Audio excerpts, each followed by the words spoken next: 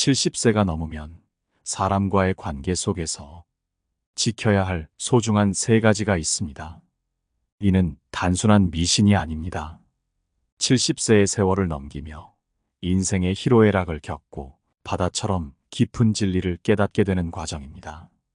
젊을 때는 쉽게 와닿지 않았던 말들이 나이가 들수록 마음에 점점 더 묵직하게 새겨집니다. 이는 나이가 들며 미신을 믿게 된 것이 아니라 세월 속에서 그 의미를 자연스럽게 깨닫게 된 것입니다. 인생은 미숙함에서 깨달음으로의 여정이며 그 끝자락에는 진리의 빛이 기다리고 있습니다.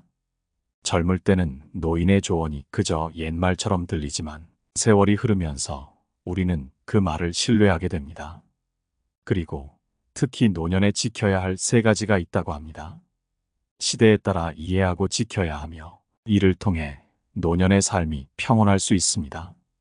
첫째, 부부는 서로의 장례식을 보내지 말고 슬픔을 잘 이겨내야 합니다. 70세가 넘으면 죽음이 언젠가 우리에게 다가올 수 있다는 현실을 몸으로 느끼기 시작합니다. 함께하던 사람들은 점점 줄어들고 어느 날 문득 연락이 끊긴 친구들이 먼저 세상을 떠났음을 알게 되는 순간이 옵니다. 이 나이가 되면 대부분의 부모님도 이미 떠나고 오랜 세월 함께한 배우자만이 곁에 남습니다. 자녀가 곁에 있을 거라고 생각할 수도 있지만 자녀는 이미 중년이 되어 각자의 삶에 책임을 지고 부모와 함께 시간을 보내기 어려울 때가 많습니다. 생이별과 사별은 이제 피할 수 없는 현실이 됩니다. 아무리 사랑하는 부부라 하더라도 먼저 떠나는 사람이 있기 마련입니다. 함께한 세월이 깊을수록 그 빈자리는 크지만 생로병사는 거스를 수 없는 인생의 일부이기에 슬픔을 이겨내라는 말이 있는 것입니다. 배우자가 세상을 떠난다면 혼자 집에서 조용히 작별하고 장례식에 참석하지 않는 편이 낫습니다. 과도한 슬픔은 남은 인생의 어둠을 드리우고 삶의 질을 떨어뜨릴 수 있기 때문입니다. 어떤 이는 배우자를 따라가고 싶다는 생각을 하지만 이는 자녀들에게 큰 고통을 남길 뿐입니다. 부모가 긍정적으로 변화에 적응하며 평온하게 살아가는 모습을 보여야 자녀 또한 마음을 놓고 자신의 삶을 살아갈 수 있습니다. 둘째, 형제자매에게 돈을 주지 말아야 합니다. 부부가 열심히 모은 돈은 결국 자신을 위한 것이어야 한다는 오랜 말이 있습니다. 부모님이 돌아가시면 형제자매는 이제 친척과 같은 관계로 변하기도 합니다. 70세가 되면 형제자매와의 관계는 점차 친척처럼 변하며 피가 섞였더라도 때로는 돈을 요구할 수 있습니다.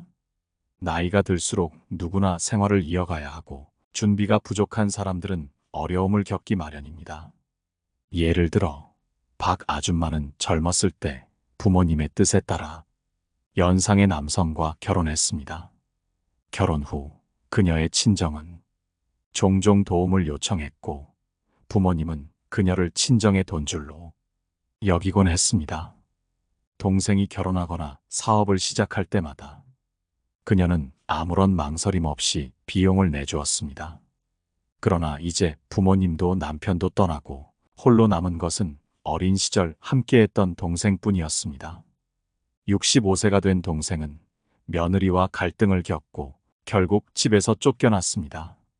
그는 언니에게 의지했고 박 아줌마는 오래된 집을 정리해 동생이 지낼 수 있도록 마련해 주었습니다. 이로 인해 매달 받던 25만 원의 임대 수입은 끊겼고 동생이 병으로 입원하자 치료비마저 부담하게 되었습니다. 그렇게 동생은 세상을 떠났고 그녀는 조카에게 치료비를 청구했지만 조카는 이를 거절했습니다. 이렇듯 형제자매는 시간이 지나며 각자의 가족과 삶을 갖게 됩니다. 그 사이의 관계는 이제 친척에 불과해지며 경제적 지원에는 경계를 두어야 합니다. 노년에는 명확한 선을 긋고 더는 경제적 부담을 나누지 말아야 하는 것입니다. 셋째, 손자에게 집을 물려주지 마십시오. 그 집은 노후의 안전망이자 마지막 의지처입니다. 어떤 노인들은 손자에게 집을 넘겨주는 것이 안락한 노후를 보장해 줄 것이라 생각하지만 현실은 다를 수 있습니다. 집을 넘겨준다고 해서 자식이나 손자들이 노인을 부양할 책임을 온전히 이행하는 것은 아닙니다. 집을 받지 못한 자녀나 손자는 불만을 품고 집을 물려받은 자녀는 책임을 다하지 않으려 할 수도 있습니다. 왕 할아버지는 70세가 되던 해 유일한 아들이 병으로 세상을 떠나자 손자가 자신을 돌봐주리라 기대하며 집을 손자에게 넘겼습니다. 왕 할아버지는 매달 40만 원의 연금을 받으며 건강에 큰 문제가 없었기에 평온한 노후를 기대할 수 있었습니다. 하지만 집을 물려준 지 3년이 지나자 손자는 그 집을 팔아버렸고 약속했던 부양은 단 3달 만에 끝나버렸습니다. 결국 왕 할아버지는 거처를 잃고 월세로 살게 되었으며 마지막에는 요양원에 들어갈 수밖에 없었습니다. 아들은 세상을 떠났고 손자는 돌보지 않았기에 그의 노년은 외롭고 쓸쓸했습니다. 노인이 의지하던 집을 잃게 되는 것은 마치 길을 잃고 황량한 들판에 홀로 남겨진 것과 같았습니다. 옛말에 이르기를 황금빛 둥지와 은빛 둥지도 결국은 내 작은 거처에 못 미친다 하였으니 집은 소유하는 것이 더 낫습니다. 작가 모에는 본성이 착한 사람은 성숙이 더디며 시간이 지나도 여전히 순수하다 하였고 끊임없이 비슷한 사람을 찾아 헤매다가 가장 외로운 존재가 될 수 있다고 말했습니다. 70세 이후 남은 시간이 얼마가 되든 장기적인 계획을 세우고 착실히 살아가야 합니다. 재산과 집은 오롯이 자신을 위한 것이며 노년이 되어도 손에 남은 돈과 집, 건강한 몸은 가장 든든한 힘이 됩니다. 돈이 있으면 자식들이 불행할 때 요양원에 갈 수도 있고 집안일을 돕는 사람을 고용할 수도 있습니다. 집이 있으면 누군가의 눈치를 볼 필요가 없으며 자신만의 공간을 소유한다는 것 자체가 마지막 자산입니다. 노년에는 입을 조심하고 재산을 지키며 건강을 관리해 행복한 노후를 보내는 것이 진정한 승자입니다. 세상의 모든 어르신들이 건강하고 평온한 남은 생을 보내시길 기원합니다. 제가 본 가장 통찰력 있는 삶을 살아가는 이는 아마도 제 동료일 것입니다. 그는 억지로 오래 살려 하거나 무리하지 않았습니다. 우리는 12년을 함께 일했지만 그는 저보다 4년 먼저 결혼했고 아내와 애틋한 사랑을 나누었습니다.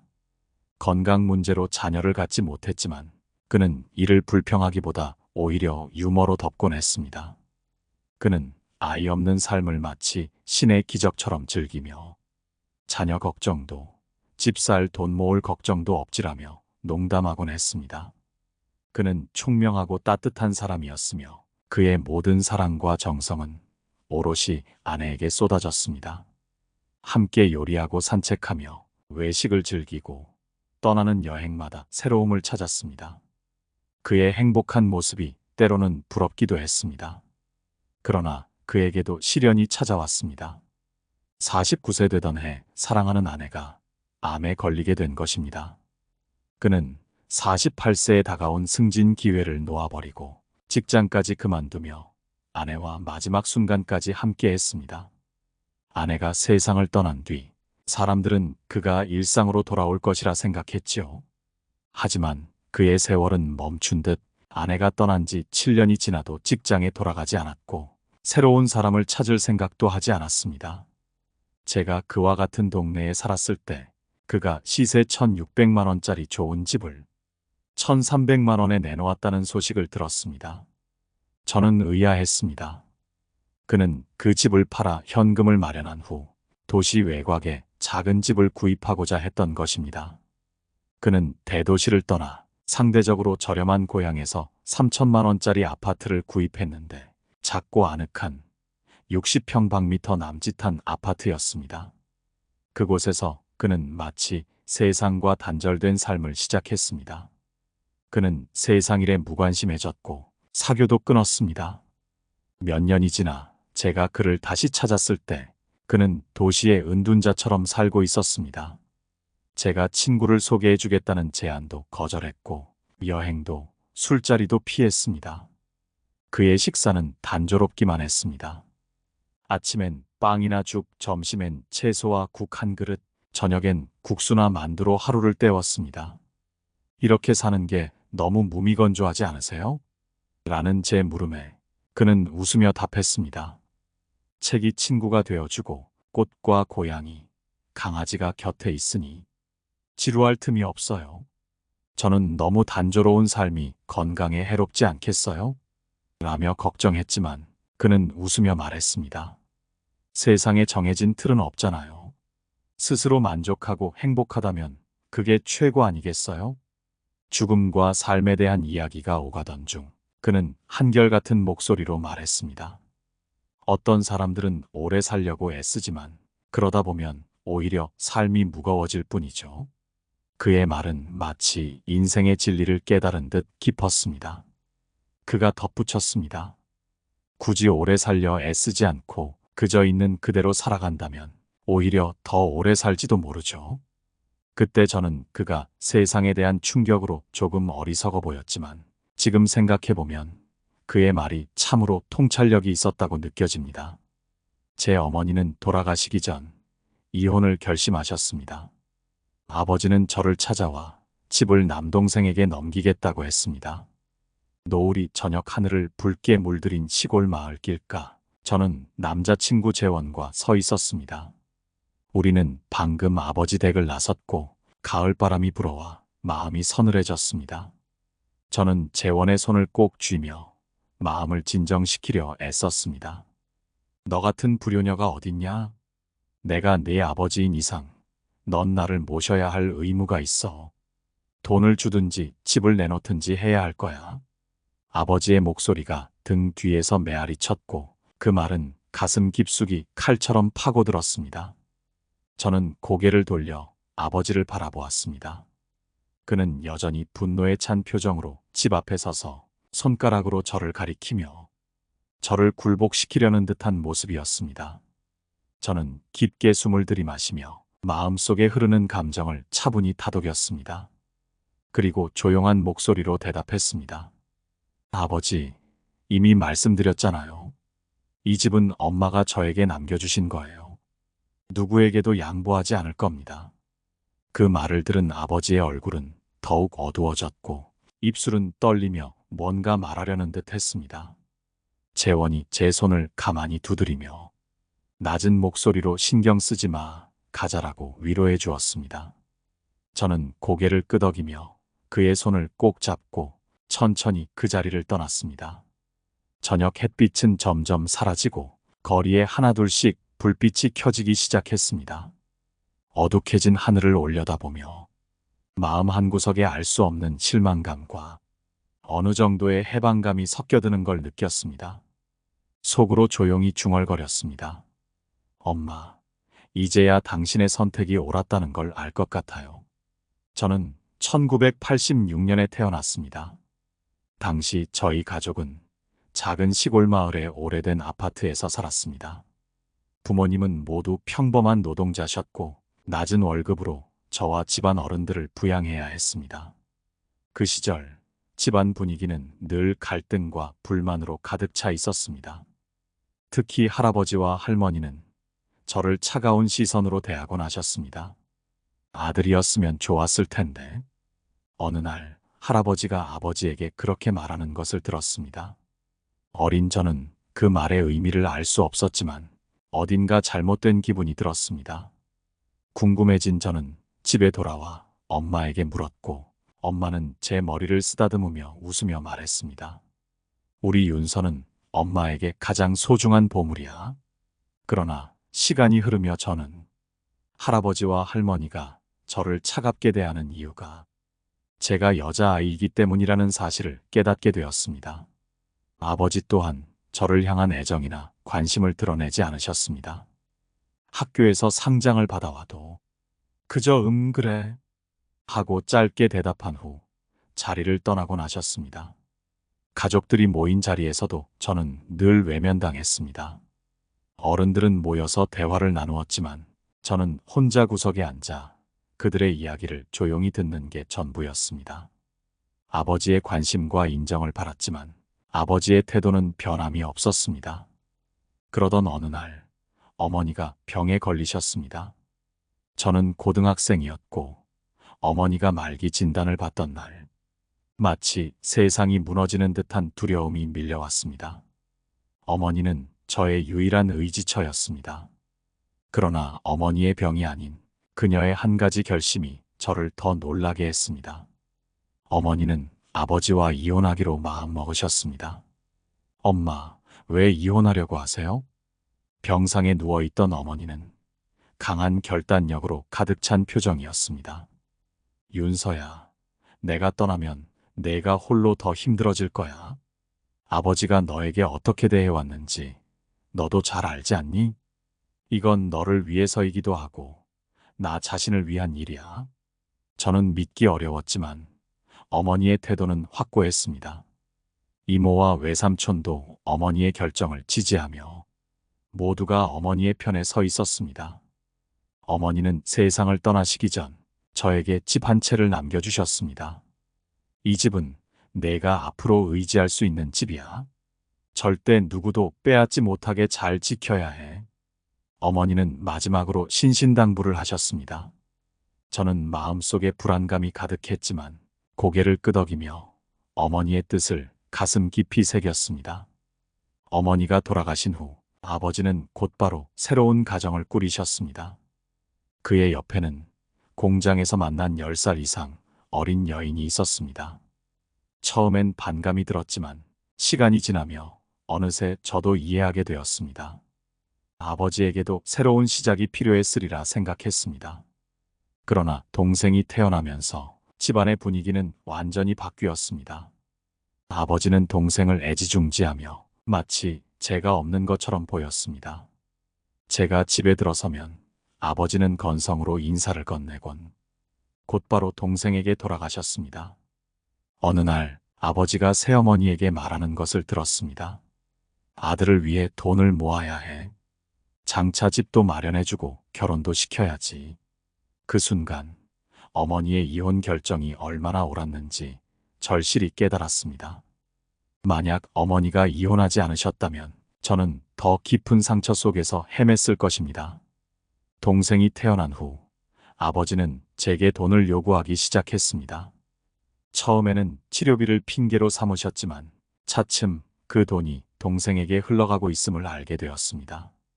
윤서야, 동생이 아직 어리니 내가 누나로서 도와줘야지. 그 말에 화가 치밀어 오른 저는 참지 못하고 대답했습니다. 아버지, 저는 이미 충분히 도왔어요. 동생 문제는 아버지와 새어머니가 해결하셔야죠. 저도 제 삶이 있어요. 그 순간 아버지의 얼굴이 어두워지며 말씀하셨습니다. 내가 누나로서 동생을 도와야 하는 건 당연한 거 아니냐? 너도 우리 김씨 집안의 핏줄 아니냐? 시간이 지나며 아버지와 저의 관계는 점점 더 악화되었습니다. 아버지는 여러 차례 무리한 요구를 해오셨지만 저는 단호히 거절했습니다. 그러다 제가 재원과 결혼을 계획하고 있다는 걸 아버지가 알게 되면서 상황은 더욱 악화되었습니다. 결혼할 거면 네 엄마가 남긴 집은 동생에게 양보해라. 친정집을 들고 시집가는 법이 어디 있냐? 내 남편이 그 집을 빼앗아가면 어쩔 거야? 아버지의 말을 듣고 저는 분노가 치밀었습니다. 아버지, 그 집은 엄마가 제게 남겨주신 거예요. 왜 제가 동생에게 줘야 하죠? 그러자 아버지는 비웃으며 말했습니다. 네 엄마는 이미 죽었어. 이제는 내가 결정하는 거야. 그때 네 엄마가 죽어간다기에 내가 그 부탁을 들어준 것뿐이지. 이어 아버지는 말했습니다. 너는 매달 나에게 30만 원을 주든가 아니면 그 집을 넘겨라. 그 무리한 요구에 저는 온몸이 떨렸습니다. 어머니의 마지막 당부가 떠올랐습니다. 이 집을 잘 지켜라. 아무도 빼앗지 못하게 해야 한다. 저는 아버지의 위협에도 굴하지 않고 대답했습니다. 아버지, 저는 그 집도 드리지 않을 거고 매달 30만 원도 드리지 않을 겁니다. 저도 제 삶을 살아야 하니까요. 다만 매달 10만 원은 드릴 수 있어요. 더 이상 저를 동생을 위한 돈줄로 여기지 마세요.